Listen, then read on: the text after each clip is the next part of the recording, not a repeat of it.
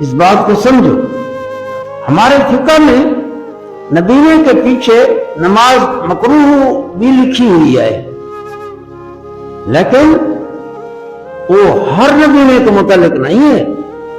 وہ نبینا جو پاکی پلیتی میں فرق نہیں کر سکتا، میلے کچیلے رہتا ہے، وہ اس کے متعلق ہے جو کھجڑا اور مقتدی اس سے نفرت کریں، اس کے کپڑوں کی پاکی پلیتی اس کو کوئی پتہ نہ ہو، نبینا جو ہے۔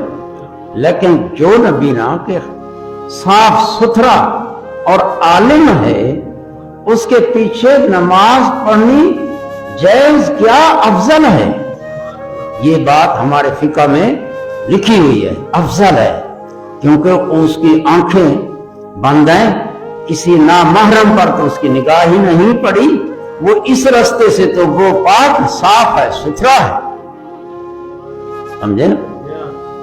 ہاں، تو حضرت عبداللہ ابن مکتوم کو آپ نے خلیفہ بنایا مصلی کا۔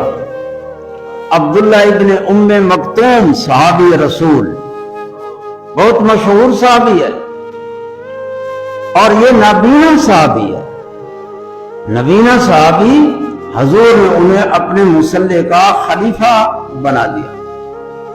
اس سے آتا ہے بھائی جو امام اگر نابینا بھی ہو